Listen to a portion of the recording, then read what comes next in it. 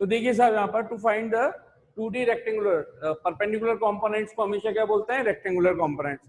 तो resolution of vectors बोलो या रेक्टेंगुलर कंपोनेंट बोले तो क्या लिखेंगे, to find the 2D rectangular components of R vector in terms of theta. अभी हमने क्या फाइंड किया, केवल इन जनरल वेक्टर की टर्म्स में हमने बोला है ना। ओ एम वेक्टर को हमने बोल दिया आर एफ वेक्टर और ओ एन वेक्टर को बोल दिया है आर वाई वेक्टर। अब आर एक्स और आर वाई को थीटा की टर्म्स में निकालना है, तो देखो कैसे निकालेंगे। यहां पर ध्यान से देखा हमने, कुछ भी लिखना नहीं है आप लोगों को, पहले समझ लें। In triangle, in right triangle, in right triangle O M P, in right triangle O M P आपको फाइंड करना है R X vector. Rectangular component कौन कौन है, आर एस वेक्टर और आर वाई वेक्टर, इन्हीं को थीटा की टर्म्स में मुझे फाइंड करना है। तो उसके लिए मैं क्या बोलूंगा, जो फाइंड करना होता है, कॉन्सेप्ट क्या होता है, ट्रिग्नोमेट्री अप्लाई होती है पहली चीज हमेशा राइट एंगल ट्राइंगल के अंदर। दूसरी चीज, जो भी आपको फाइंड करना होता है उसको आप रखते हैं न्यूमरेटर में, और जो गिवन होता है वो रखते हैं डिनोमिनेटर में। जब हम यहाँ पर आर एक्स और आर वाई फाइंड करने वाले हैं तो वो मैग्नीट्यूड टर्म्स में फाइंड करेंगे। जब भी रेशियो टर्म्स में लिखते हैं, कभी भी दो वेक्टर क्वांटिटी वेक्टर की फॉर्म में ए वेक्टर अपॉन बी वेक्टर कभी भी नहीं लिखी जा सकती, स्पेशल ध्यान रखना है आपको। तो जब भी आप ट्रिग्नोमेट्री का यूज करोगे, इसका मतलब रेशियो का यूज करोगे, कभी भी वेक्टर नहीं लगाओगे, इसका मतलब आप सिंपली मैग्नीट्यूड की टर्म्स में काम कर रहे होंगे। तो अब मैंने यहाँ राइट एंगल ट्राइंगल ओएमपी के अंदर मुझे निकालना है component of X component of R, that means simply R X. तो आर एक्स निकालने के लिए मैंने इसको रख दिया ऊपर न्यूमरेटर में। गिवन है हमें क्या, आर वेक्टर, यानी कि इसका मैग्नीट्यूड आर वेक्टर, जिसको आप सिंपली आर लिख सकते हो। अभी मैंने मैग्नीट्यूड लगा दिया ताकि आपको ध्यान रहे, R X upon magnitude of R, ठीक है। तो इज इक्वल्स टू, ये देखते हैं कि ये कुछ एंगल बन रहा है क्या इस राइट एंगल ट्राइंगल के अंदर। तो ये राइट एंगल ट्राइंगल, एक छोटा सा ट्राइंगल मैं इधर अलग से बना देता हूं, आपको समझ में आ जाए। ये थीटा, ये आर एक्स, ये आर, और ये ओ एम पी, और इतना अब आपको समझ में आ ही चुका है कि M P is nothing but R Y. आप चाहो तो डायग्राम में भी बना लेना है ना, तो आपको ध्यान रहेगा। यहां पर आर एक्स का काम कौन कर रहा है, बेस, ये एच है, ये किसका काम कर रहा है, हाइपोटेनियस का, और आर वाई किसका काम कर रहा है, परपेंडिकुलर का। जिस लाइन पर थीटा और 90 डिग्री प्रेजेंट होते हैं उसको बेस बोलते हैं। जिस एंगल के रेस्पेक्ट में थीटा और 90 डिग्री जिस लाइन पर होते हैं उसको क्या बोलते हैं, बेस। केवल 90 डिग्री वाली लाइन परपेंडिकुलर और longest side hypotenuse. R X upon R, ये क्या चीज नजर आई हमें, बेस अपॉन हाइपोटेनियस। भाई बेस अपॉन हाइपोटेनियस कुछ होता है क्या ट्रिग्नोमेट्री के अंदर, बेस अपॉन हाइपोटेनियस? आपको ट्रिक बता रखी है मैंने, क्या होती है,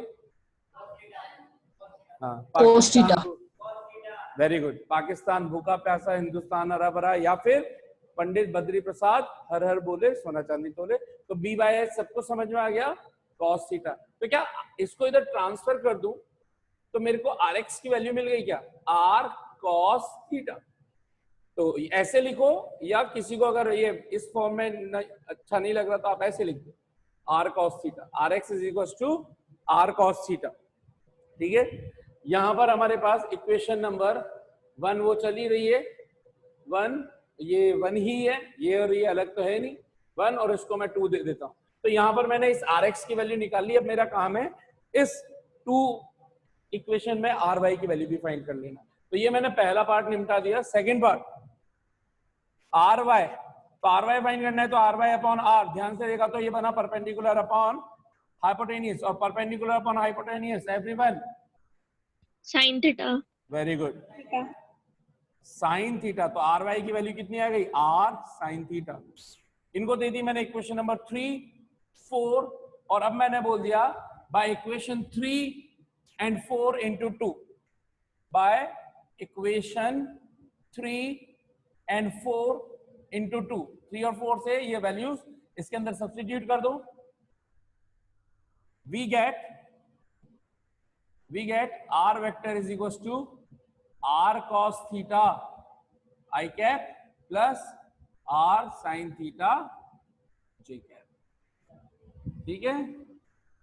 equation number 5 where rx is equals to r cos theta, R Y is equal to R sine theta. ये क्यों करवा रहा हूं मैं, क्योंकि आगे आने वाले टाइमिंग के अंदर हमें हमेशा इनकी जरूरत पड़ने वाली है, हर जगह पे इसकी जरूरत पड़ेगी। अच्छा, अब इसको मैं थोड़ा सा रटवा भी देता हूँ ट्रिक के थ्रू, ताकि आपको अब हमेशा ध्यान रहेगा, क्योंकि थ्रू आउट द 12th आपके काम में आने वाली, यहाँ तक सब कुछ एज इट इज लिखना है ना। तो लेकिन पहले समझ लें, उसके बाद मैं बोलूंगा जैसे करना, आप देखना। तो पहले अभी देखिए, अगर आपको बोला गया है कि आर का, ये एक दूसरा बोल देता हूँ ना, ये ले लिया मैंने आर वेक्टर के कंपोनेंट निकालो सार, और अगर मान लीजिए आर की वैल्यू दे रखी है, इसके मैग्नीट्यूड की वैल्यू दे रखी है, लेट्स सपोज 5 मीटर, मैग्नीट्यूड दे रखा है 5 मीटर, और ये एंगल दे रखा है मान लीजिए 60 डिग्री। तो आपको बोला गया है कि बताइए आर वेक्टर के रेक्टेंगुलर कंपोनेंट्स क्या क्या होंगे, कि क्या क्या होंगे। तो देखिए आपको क्या करना है, जिस डायरेक्शन में थीटा दे रखा हो, थीटा किधर की तरफ है, इधर, तो आर का कंपोनेंट, आर को घुमाओ, आर को घुमाओगे, ये नीचे आ रहा है ना, ऐसे मेरे हाथ को देखना, ये ऐसे घुमाया, तो जिस डायरेक्शन में थीटा है उस डायरेक्शन में अगर आर को घुमाओगे तो आर कॉस थीटा आएगा, और जिधर थीटा नहीं है उधर घुमाओगे तो देखो आर वाई की वैल्यू ये क्या आई है, आर साइन थीटा, ये वैल्यू क्या आई है, आर कॉस थीटा। डन। अब ये कैसा भी डायग्राम हो, ये आपके लिए हमेशा काम करेगा। अगर मैं और कुछ भी वैल्यू दे दूं, ये मान लीजिए मैंने ए लिख दिया और ये थीटा लिख दिया, तो इसका ये परपेंडिकुलर जहां तक आ रहा है वहां तक की लेंथ ये कहलाएगी ए कॉस थीटा, और ये वाली लेंथ जहां तक ये परपेंडिकुलर आ रहा है ये कहलाएगी ए साइन थीटा। डन। थीटा की तरफ घूमोगे तो कॉस आएगा, थीटा से अवे जाओगे तो साइन थीटा आएगा। ठीक, इसी तरह से कोई कहे कि सर ये थीटा हमेशा इधर ही होगा क्या, कहीं पे भी हो, आपका कॉन्सेप्ट क्या है, थीटा की तरफ घूमोगे तो कॉस आएगा, अवे घूमोगे तो साइन आएगा। देखो अगर मैं यहां पर बोल दूं, मान लीजिए ये बी है ना, ये बी वेक्टर, और थीटा यहां पे बोल दिया मैंने, तो ध्यान से देखो, थीटा की तरफ घूमूंगा तो इसका मतलब ये वाला जो परपेंडिकुलर है, ये वाला जो है ये कॉस होगा, बी कॉस थीटा इसको लिखूंगा, और इधर की तरफ जो मैंने परपेंडिकुलर डाला, क्योंकि अब मैं थीटा से अवे घूम रहा हूं तो इसको बी साइन थीटा लिखूंगा। खत्म। कैसा भी हो डजंट मैटर, थीटा की तरफ घुमाओगे तो कॉस थीटा, थीटा से अवे घुमाओगे तो साइन थीटा। ठीक है, कितनों को समझ में आ गई भाई ये पूरी कहानी?